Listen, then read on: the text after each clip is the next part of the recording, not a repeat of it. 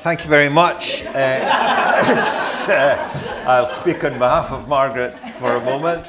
It's lovely to be here. Margaret and I have actually conducted the interview in the green room where we're sitting for an inordinately long time, listening to you all having a ball outside. Obviously, from your response and the voluminosity of you all, Margaret needs a little introduction. You're obviously here out of deep admiration and affection for her, or else you're here because 16 years ago you witnessed another fabulous interview that I conducted with Margaret in Catstrand. That was for Light. Margaret is obviously a renowned novelist of novels such as Islanders, Sea Road, High Brazil, Voyagers, and Light. As we said, these are very complex and long and beautiful novels. This is a beautiful novel, but it's a TARDIS of a novel. Let me warn you of that. The way the evening's going to go is Margaret's going to read for a bit. We're then going to have a conversation. There'll be another couple of readings. There will be questions, and then there will be a signing outside. The signing happens after the buying. You might like to turn your mobile phone off, your instruments of the devil. If you choose not to and your phone goes off, you will have to tell us what your favourite herb is and why.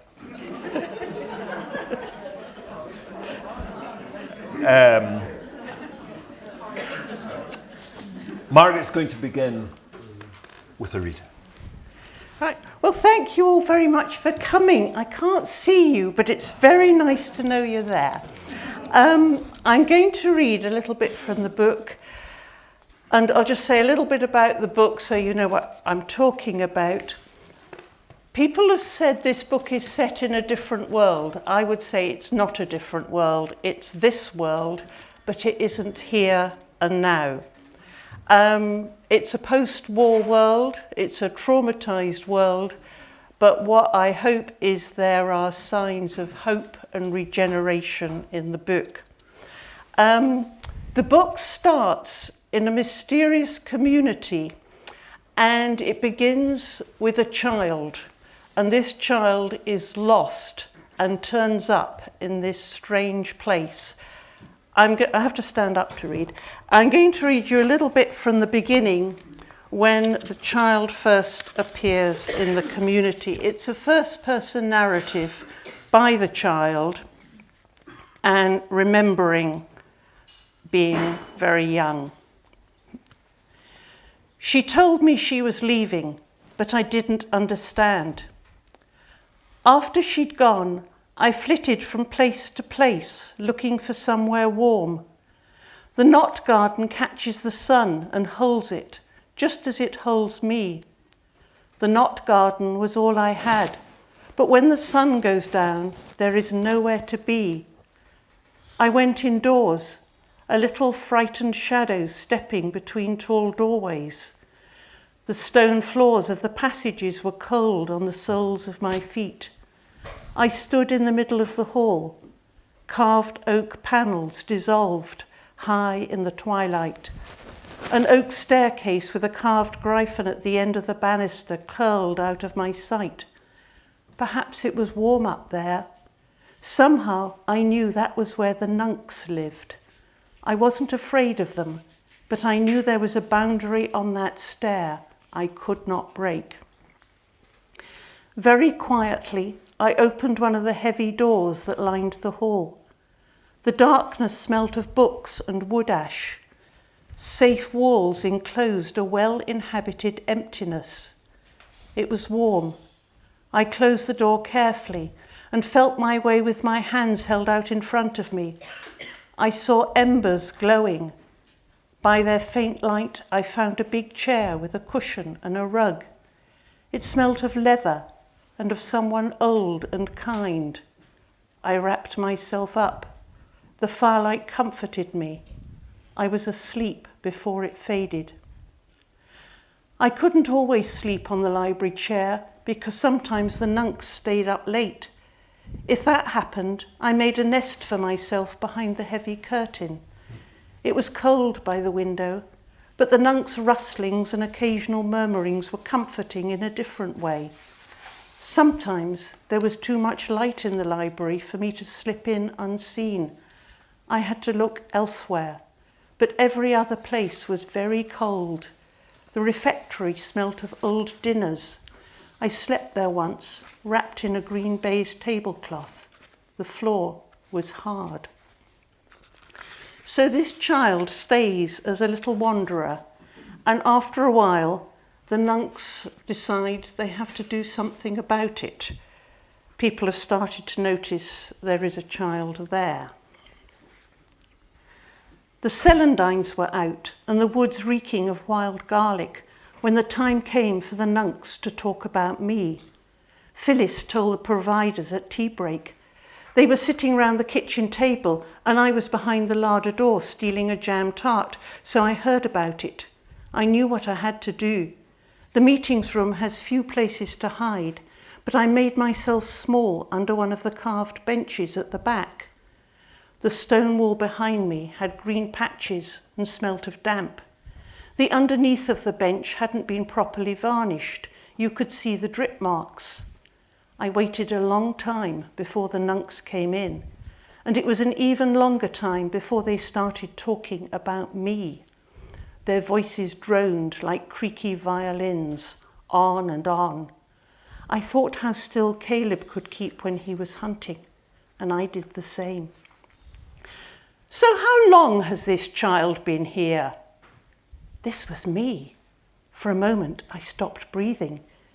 She came, he? I'm sorry. Isn't it a boy? I'm sure I've seen a boy. No, it's a girl. At least, I thought. Does it matter? That was Sister Angela. I already knew she was wise. It doesn't affect anything. Or do you think it does? There was a short silence. What's its name? Do we know that? Does that affect anything either? Asked Sister Angela. The point is, this voice was more cello than violin. Its mother came as a supplicant and stayed as long as the rule allowed. She left when she had to, and no one realized until she disappeared that she'd left the child behind. Basically, she abandoned it. Perhaps she did it for the best, Sister Angela again. Would she have had anywhere to go? We know all too well why the supplicants come. She must have thought the child would be safer here. Brother Anthony, you said you remembered the woman. I had care of the supplicants while she was here. What mother abandons her child not knowing? Was she its mother? How wouldn't she be? Brother Anthony spoke double bass, which fitted. Brother Anthony really did play double bass at practice. The child isn't remotely like her. This woman was white. White skin, pale blonde hair, green eyes, utterly white. The child is more ordinary, a mix, I'd say. That tells us nothing. We have no idea who the father may have been. Does this affect anything? In this performance, Sister Angela clearly held the refrain. I thought we were here to discuss what we're going to do with it. The child is neither a supplicant, it's been here too long for that, nor an orphan, because she's not come from a war zone through the usual arrangements. He can't be a provider, he's too young to work. Shouldn't we be thinking about its education? What I'd like to know is, this was a new voice, clear as a flute, what does the child think should happen? The child says nothing. Has anyone asked it? You don't understand. I mean exactly what I say. The child says nothing. It doesn't speak. "Dear me," said a placid elderly voice, as if a person's silence didn't matter in the least. "Is this due to lack of linguistic capability, morbid laziness, or some previous trauma?" "The child's intelligent, all right," said Sister Angela sharply. She sounded angry. Could this be on my behalf? Eager to learn and very clever with the herbs. Cramped against the damp wall, I felt a glow inside me, like being right up close to the library fire on a wintry night. If this child is intelligent, unhappy, and quite alone in the world, I think it's clear where our duty lies. I knew that voice from practice. It was actually the conductor speaking, about me. I held my breath. We must nurture it, heal it as far as we can, and educate it to the best of our ability. Thereby, some have entertained angels unawares. Sister Angela, this child has, I understand, found sanctuary in the Knot Garden. Therefore, you will continue to nurture it there. After all, herbs are for healing. As for education, we already have comprehensive provision on our premises. It must go to school with the orphans. Will our donors consent? This isn't a war orphan. It may be, for all we know. It's a child in need. I've seen it myself. It warms itself on the library hearthrug sometimes. It's quite small. It wouldn't take up much room on the end of a bench. No orphan will lose a place because of it, and I don't think our donors could possibly object, especially if they remain ignorant of it.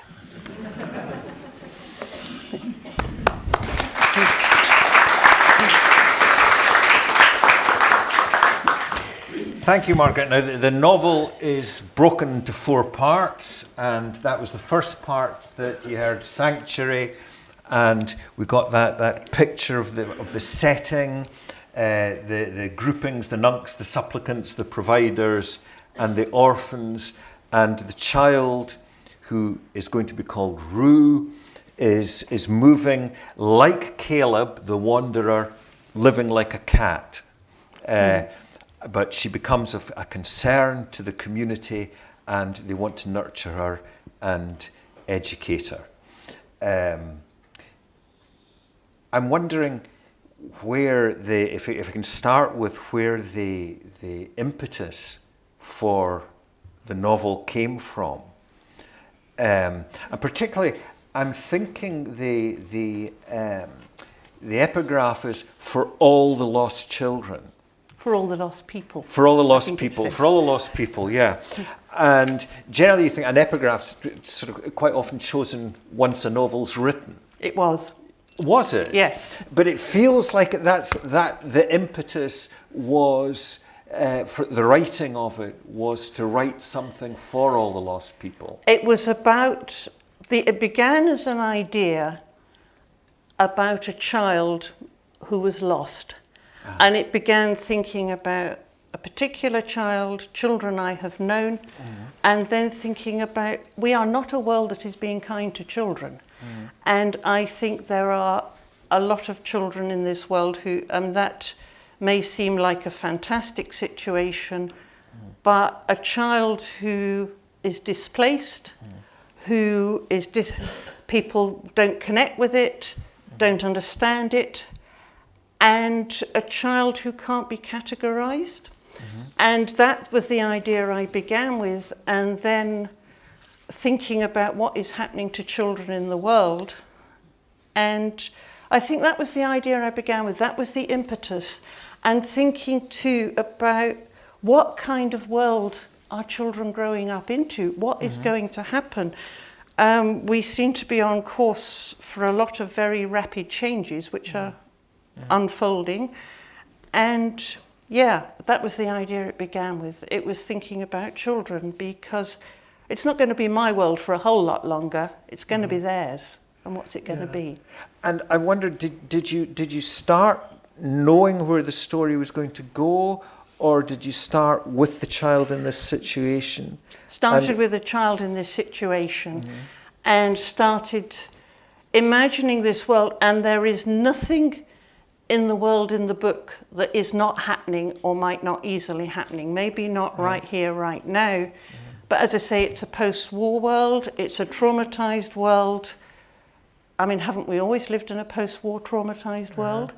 And it's happening more. And one of the most disconcerting things, I think, since I wrote it when nothing particular unusual was happening in Gaza. Nothing. It was already written. As I was writing it, Russia invaded Ukraine. It's not changing. Yeah? Yeah. Yes, there's that very vivid parts that show that are like, you know, the latest news.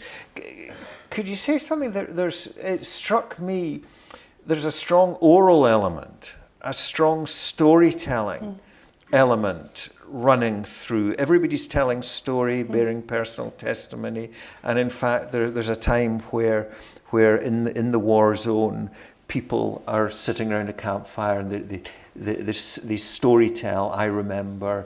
That's right. Could you say something about the storytelling element? I think it was wanting to indicate that, I mean, there's quite a few characters. Rue is the central character, but they all have stories.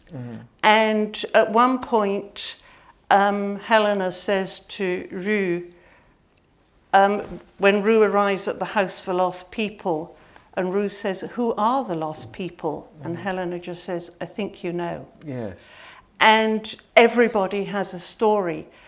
And the stories that emerge in the book are from people who are making lives. There is hope, there is regeneration in the book, but where they've come from and the things they have sometimes been through are, as I say, nothing happens that I have not heard of happening. Yeah, and a lot of the stories are submerged. As is Rue's, just something held me from long ago, but I couldn't call it back, not when I was awake. So things replay, trauma replays in dream. Yeah, I mean, the orphans who also inhabit this mysterious community, they obviously take in these orphans. A lot of them, well, I mean, what do you remember? What does Rue remember? There are little flashes of memory. And later we'll come to the bit about the sea, that the sea is something that Rue has an image of.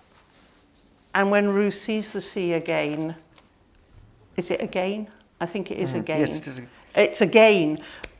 But memory is occluded, isn't it? Yeah. And there's a sense of wonder about the natural world that runs through it, but we can talk about that more later. One of the significant events at towards the end of Sanctuary is, even although she doesn't know what a friend is, she meets Basil. And Basil is going to be a good friend to her. And there's a lovely, can I just read this? Of course. It's two sentences. Two sentences, actually.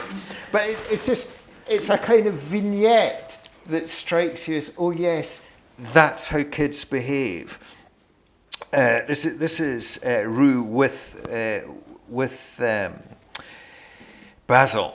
One day he pulled my spelling book towards him. The orphans do like that quite casually, as if they all belong to one another. I resisted the impulse to snatch it back. That seemed sort of like so convincing to me about the way that kids behave. And Basil will be a very significant friend to her. And in duets, we get if the setting is told in Sanctuary, in duets we learn a lot about the propulsion of the story. And I do think there's elements of old storytelling narratives here. The idea of Basil, for example, the character who's in a place, and then the person who goes ahead in the way that Basil goes ahead. It sort of leads for her to follow. Well, as Dennis says to Rue, who really minds that Basil is going away, he has to grow up.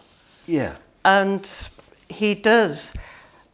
Rue has quite a curious take on other people, I think, because Basil is really important to Rue. Basil says quite late in the book, but you're not kind. You never were. Yeah, Rue says, I'm not kind. And Basil says, no, never were. Yeah. Rue makes friends, is astonished when Basil says, if we're going to be friends, I have to call you something. Friends? What's friends? Yeah. But she also does good without thinking she's doing good. Unwillingly, yes. Yeah. But the other thing you mentioned there, what Dennis said.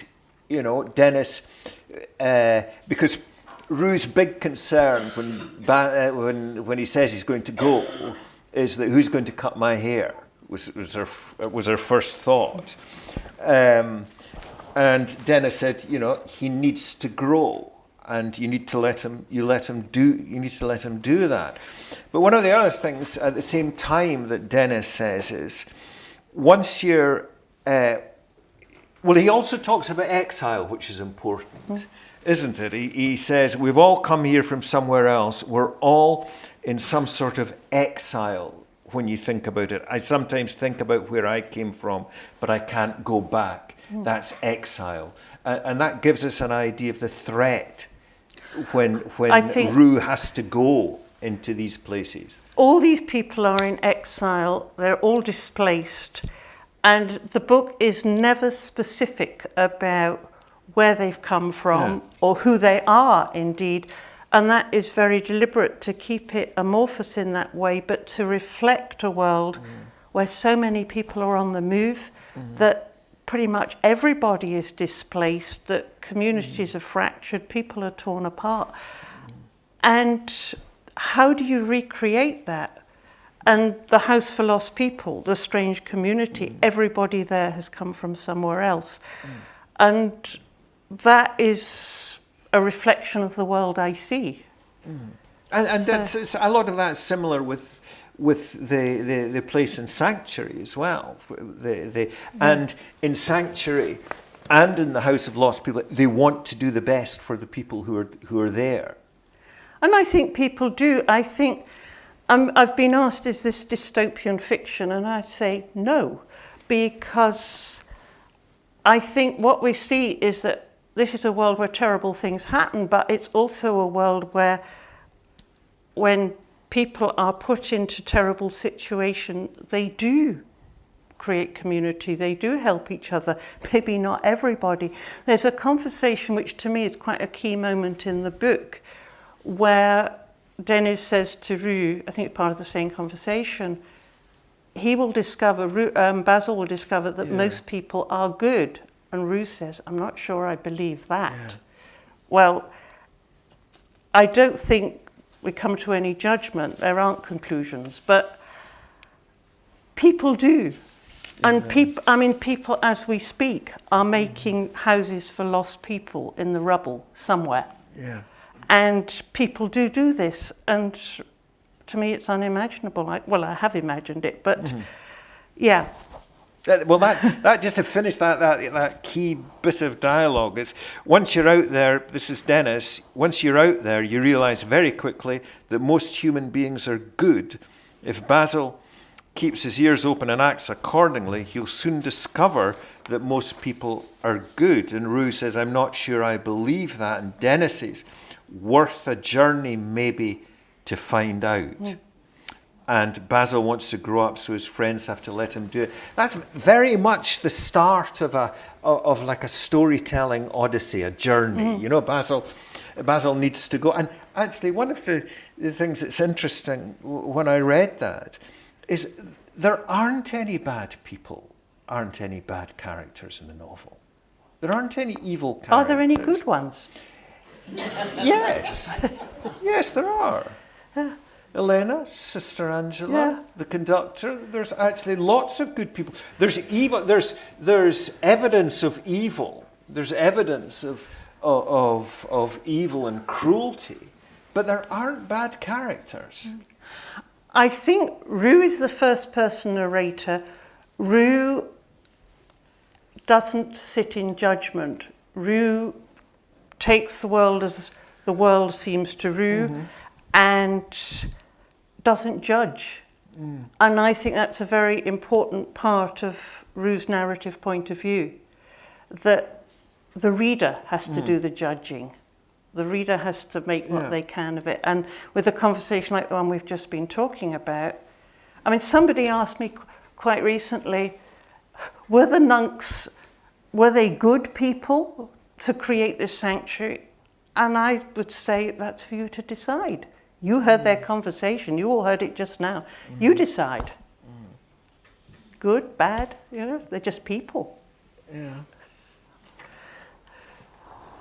I still think it's interesting that there's no bad people. There's no bad character. There's nobody that, you know, like she can pass that judgment. But the people that we meet tend to want to do good, I think. And that conversation. Sorry, we've mentioned Elena there as a good person. I think Elena's a good person, and Elena is in a way a kind of archetype, isn't she? She's a sort of wise woman. She's an older and long, silver hair, and she's, you know, physically and emotionally like the wise woman. And she's the one who tells the story of where she came from, the most beautiful city in the world that's now ruined, and that's where the house for lost people is. Yeah. So she's a significant character in stimulating Rue's imagination. I think so. She's also the one who brings the little dog.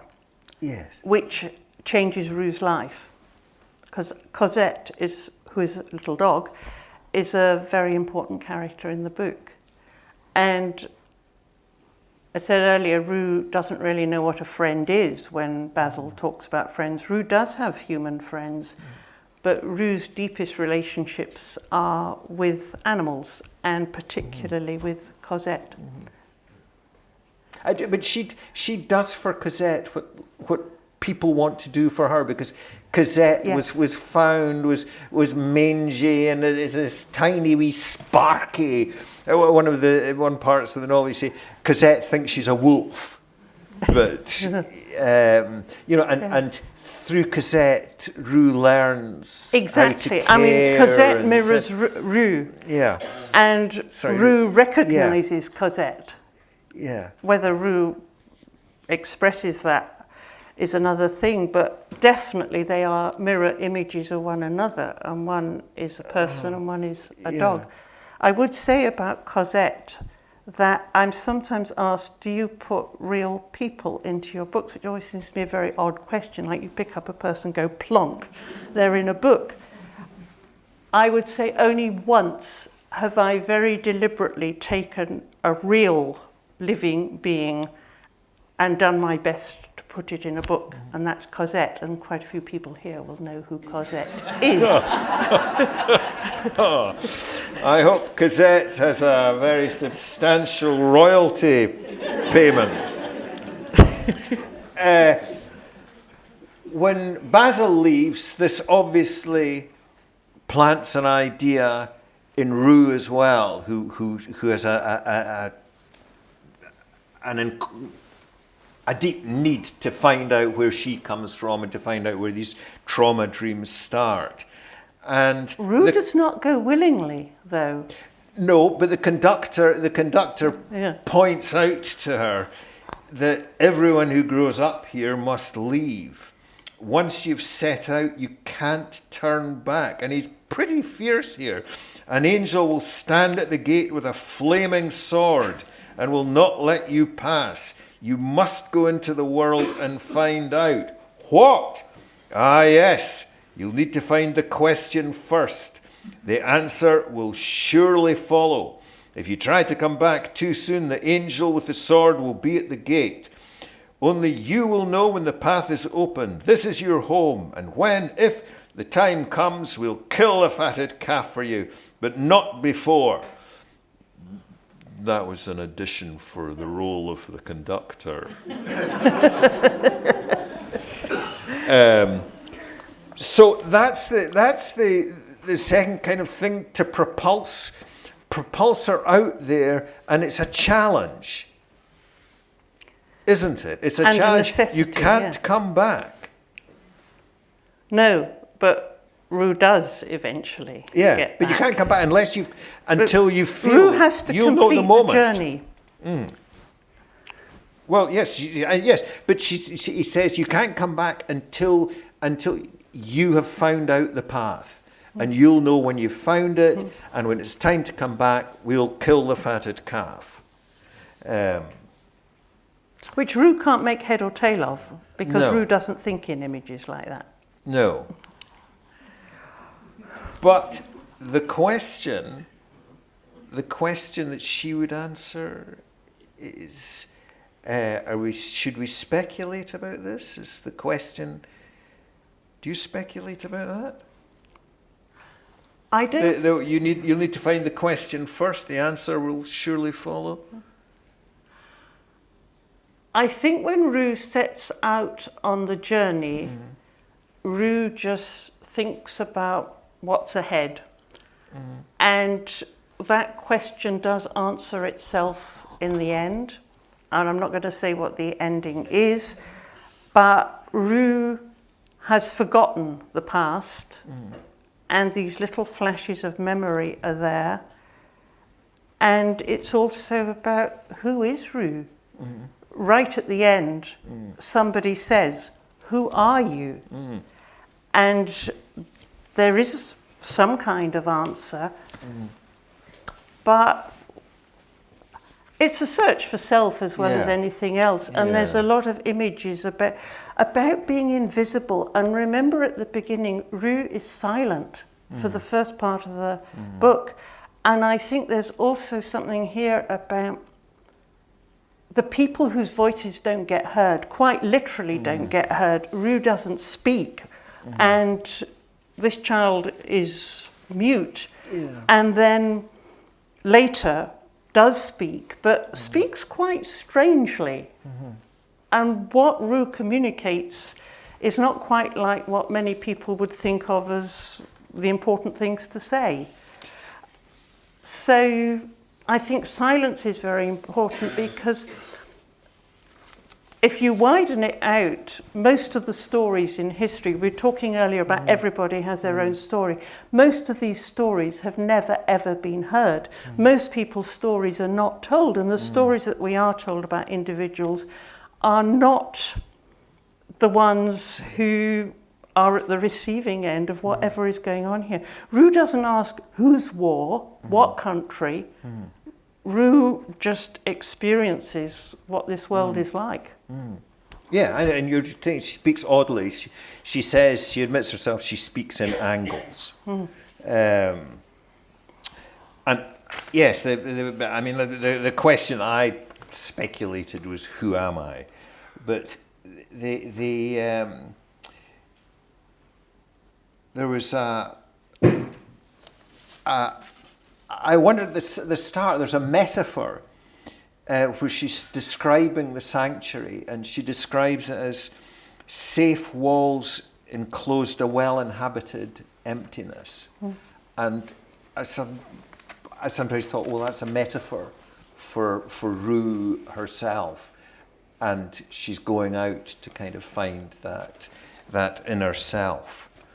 I'm being speculative, I'm sure. There you go. In Maze, which is the third section, she goes into the world, and into the broken world. And I think you've got a wonderful reading from that part. I will read another little bit. This is when Rue is travelling, and I would say again that A lot of the images for this book come from what I have observed or read or seen. I didn't make it up.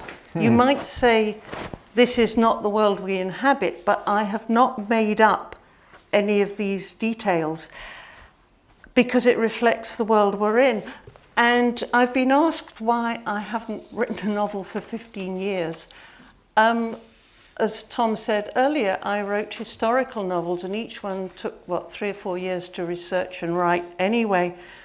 This one took no research because it was already inside me. These are images that had impinged on me by inhabiting the contemporary world, and I think probably quite recognizable, some of them. Anyway, this bit, I have to stand up to read. This is when Rue and Cosette are traveling through this desolated landscape, but is it desolate? Wherever we walked, we found fields untilled, pastures overgrown, and the wild remnants of herds and flocks. Cosette hated the dogs howling at night. It wasn't the animals I minded, but wherever we found traces of feral people, we went another way. Cosette and I each feared our own kind more than anything else in the world. On the other hand, we liked the way the forest was reclaiming its own, an unstoppable advance of green which hurt no one and engulfed everything. Faster than a thought, one farmer told me. We found a city clothed in green. Groping roots were pulling apart houses, squares, streets, shops, warehouses. Had it happened faster, the noise must have been tremendous, but as it was, to our quick ears, there was only a consuming silence. Everywhere, the stinging nettles were almost as tall as I was. I could see where Cosette was going because they shook as she pushed her way through. We followed bramble-choked streets, bright with daisies, campion, foxgloves, angelica and willow herb. Young birches burst through broken roofs. We crossed jagged thresholds into crazy rooms, all leading into one another but open to the sky. Creeper-covered gaps had once been windows, through which checkered sunlight flickered on the smashed-up tiles. We daren't go under the drooping roofs, but we peered into the darkness. Once we disturbed a sow with piglets. Sparrows rose from the ivy, and rabbits scuttled out of dandelion yellow courtyards when they heard our footsteps. A roe deer bounded from a doorway, and I hissed at Cosette not to chase it. I was afraid she'd get lost in these labyrinthine alleys. In one place, we found an adder curled up on a broken flagstone, and in the room beyond there was a table spread with ghostly cups and plates. One day the refectory might look like that. I called Cosette to come away, and soon after we left the city. Then came the Hungry Gap, and for a while that was bad. Cosette and I kept walking under wintry skies, through empty villages and graveyards, past derelict fields along vanishing paths. Cosette would sometimes disappear into the undergrowth and come back with a whitened bone. Once she beat off a bevy of kites and snatched half a rabbit. I was terrified a kite would carry her off. Cosette wasn't scared. She thought she was a wolf, and she wasn't far wrong, except about her size, of which she hadn't a notion. Not being a scavenger, I fared worse, until at last, one icy morning under a cold sun, we came over a pass and looked down on the sea. The sea sparkled too bright to bear, yet I couldn't look away. My eyes hurt, water ran down my cheeks. The sea shimmered, just like I thought of the summer trees shimmering in the haze beyond the knot garden. I conjured up the knot garden itself, its 4 quadrangles, its enclosing paths, the angles of the box hedges, the sundial in the middle, the curve of warm steps. Gradually, the world reconfigured. I breathed again and looked it in the face. The sea was a shining emptiness stretching to an inconceivable horizon.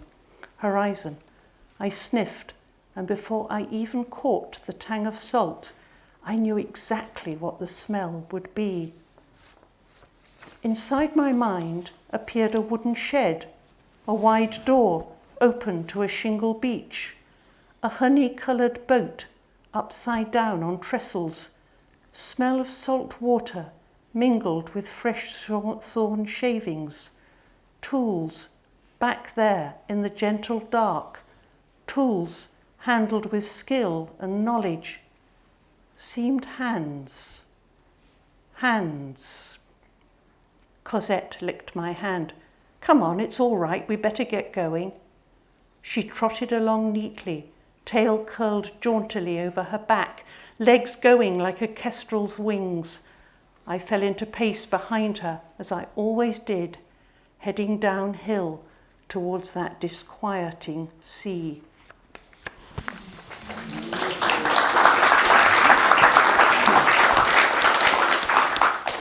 Well, that's incredibly beautiful and vivid, as I think we can all agree. And Rue has, of all her personality, she's got a very highly developed sensual awareness of the world, and that's displayed there. So that's the world being sort of taken back by nature, and clearly it's now a pre-industrial world, obviously, and it's a world of peddlers, of traders, where Rue can make her way by peddling herbs, and this early world it reminded me a bit of Edwin Muir's The Horses. You know, this which is a poem I love, so maybe that's in there somewhere. Yeah. Because I think when systems break down, and we have such complex systems with such long threads of where things come from and what we rely on and what we think of as normal and what we should have. But when the systems break down, where will it all be? And it has been pointed out to me that these people have no electronic communication.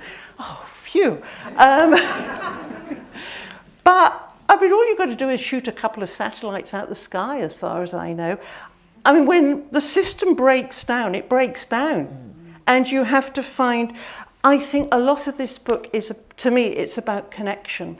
And connection with the natural world, and realizing that we are living beings among other living beings, and we don't exist without them. We wouldn't... for example, when Elon Musk invites me to go and live on the moon in some cell and live on processed enzymes, I won't just say I'd rather be dead, I think I will be dead. Because that is not life. We don't exist with all these other creatures, and Rue knows that.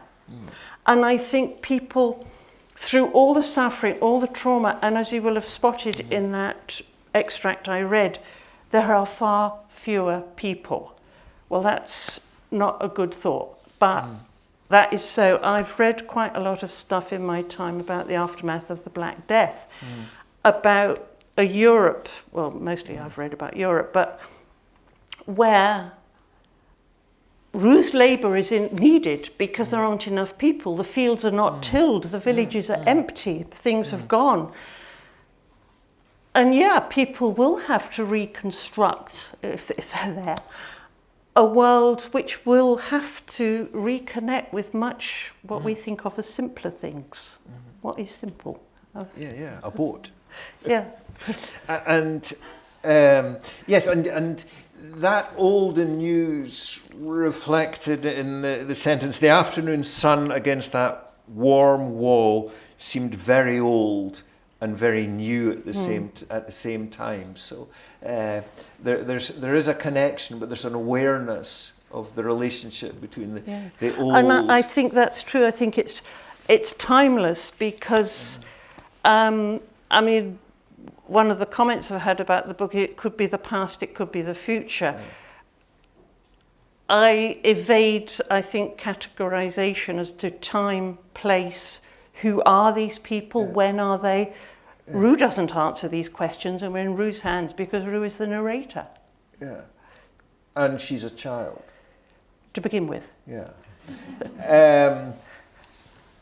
And in terms of values, because later after that part, Dennis will say regarding the herb garden, who owns anything? That's an old word you're using. You don't notice because it's a dead metaphor. Mm. So it's a world that's changed, and people's values need to change with it. Were you going to read, Margaret, the bit about the mosaic, or is that at the end? I think we are about at the end, aren't we? Well, let's just move through quickly, because I think there's a hugely significant ending to the maze in terms of Rue's development and Rue filling this emptiness of herself. Right, so will we make that the question time? Because I think after that. I think we should talk about the soul very briefly, Margaret. I think it'd be a shame not to. I think the soul. We need to get there. Okay, well, I'll read a very short bit about the mosaic, will I? And then we can talk about the soul for 2 minutes. Yeah? Okay, well, it was just... All right, I can read the bit about the soul. Do you want me to read about the soul? You read the bit about the soul. Right. This is Rue on the soul. The soul is in the senses, which are all we have. I couldn't deal with anything immortal, whatever Sister Angela says. Even the rocks are not immortal. Instead, I concentrated on solace for the senses. And it was just to emphasize that the senses are what are her religion, Rue's religion, what matters to Rue. I think Rue is very aware that you inhabit the world through your senses. Yeah. And when there's a conversation with Sister Angela that says, what about the soul, the immortal soul? And Rue says, I don't do immortal. That bit about, and Rue puts the bit of granite in the middle of the fourth quadrangle. That's as near to immortal as I could get, because it's got the whole history of rock, everything, what exists in that bit of granite. But Rue, the conductor calls Rue a literalist early on, with the bit about the flaming sword, because Rue, what? Flaming swords, angels. And I think what is important, you talked about emptiness in the room. There is something, it doesn't answer the question, what is this community about? You mentioned religion there. They are not a religious community. None of that is mentioned, but it is, the music actually is transfigurative. But there are trailed fragments of religion in there. The fatted calf, the we entertaining angels unawares. The conductor. That's a Bible. There's bits of fragments of the old culture that have lasted. Fragments of an old culture, maybe, but Rue doesn't describe it like that, I think. No, but it's there. I know, but it's there in the text. Yeah. It is. I think we should stop with the soul and ask them if they have questions. Okay. Has anybody got any questions? If you put your hands up. Why did you come up with the name, or how did you come up with the name Rue? because Rue is very interested in herbs and works in a herb garden, and Rue just seemed the right herb. Rue is good for anxiety and things like that, trauma. It's also good for your eyesight. This and that, it fitted. Rue was the right one, and I mean, Rue took... I've been talking, I thought it was R-double-O. Oh, as in Kanga. I was trying to work that out, but it's obviously... R-U-E, we should have specified. Okay. Thank you for clarifying that. If you put your hands up and if you wait till the microphone comes, because this is being recorded, is the thing. Hand?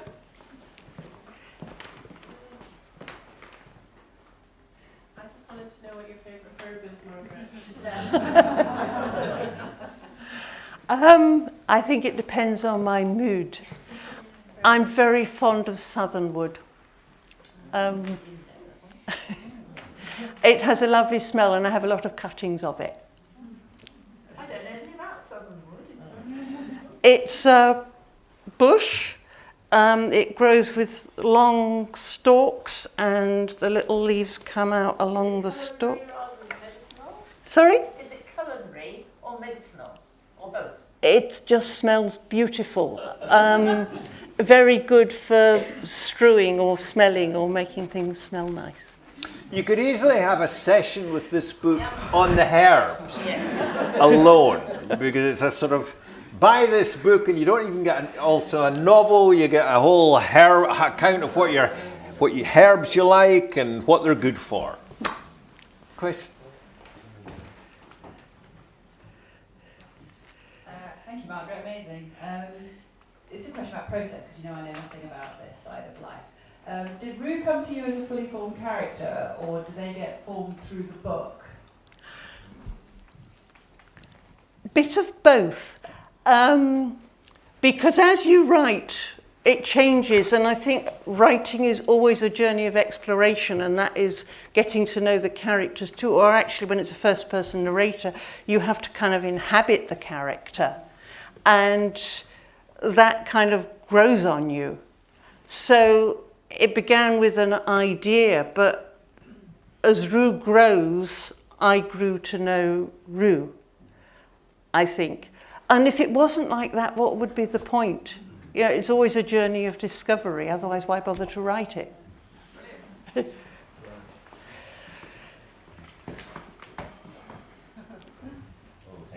you, Margaret. I do have a question about a writerly journey, and I hope it's not out of place, but I was going to ask so many questions about the Gathering Night and the oral history and all of that, but what I'm really intrigued with is how there's 15 years since you've written a novel before, and how exciting it must be for you now to have these ideas and things emerging. And I guess I just wondered, how does that feel to you? I mean, it would feel exciting to me. It's been quite surprising, because I think it is the case. I didn't plan to write another long historical novel. Not all my novels have been historical. In fact, what surprises me a little is I've come back to different novels. The first two novels I ever wrote were set in a possible future, and again in a post-industrial world. I think the world of lost people is a very different world, because I'm writing from a very different place. I mean, I'm 40 years older, and the world is 40 years older too, and a lot of things have happened. So it's not the same world, but I've come back to that, looking as the world as it might be or might become, which kind of surprised me, and I wasn't actually expecting to write a book at all. And I think it was partly a response to finding myself living in such rapidly changing times, and so much that we have known and seen coming for a very long time. We're still astonished that it's now happening, I think. And I suppose I had to respond in some way. So this book just appeared.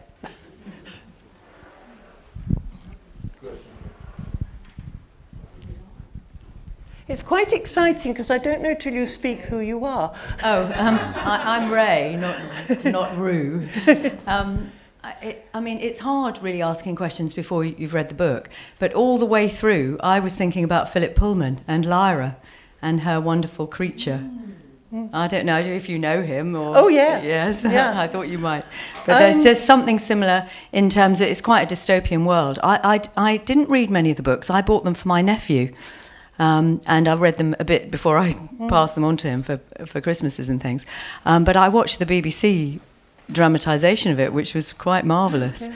And I had that picture going on in my mind as you were talking. Oh, that's interesting, because I do like Philip Pullman. I admire his work. I also really like what he's saying. I like the way he undercuts systems, organised religions, and that people win through in spite of oppressive systems. I mean, that is a thing I love about him. Also, just being able to create such a world. And I think the demons, or diamonds, or whatever he calls them, I think they're fantastic. I think that is a great notion. Yeah.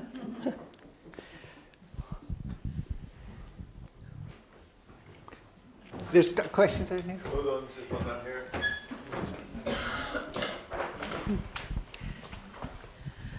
I noticed, Margaret, that all the way through you referred to Rue as Rue, whereas Tom was referring to she, or in the beginning, he or she. And I was wondering whether that was a deliberate thing on your part. Totally. In the narrative, or whether it was out with the narrative. I am finding absolutely fascinating as readers respond, because, and I think it's up to the reader. The reader can, the reader has the power to imagine who and what they want. I actually never say what gender Rue is. Rue, or the conductor, actually. The gender is never specified, and what has been very interesting and not wrong in the people who've come back is that I would say it's about 50% people say she and 50% of people are saying he. And I thought the part I will play in this is, okay, that's how it is. But Rue never says. Do you know what? I think that's a wonderful place to end.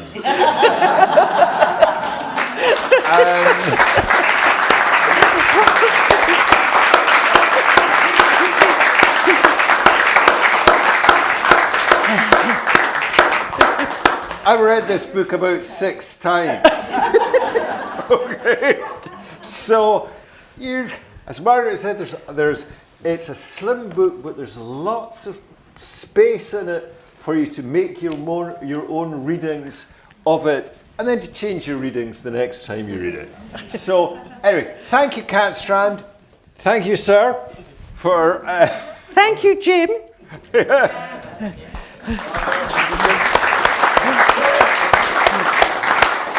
And the bar is open.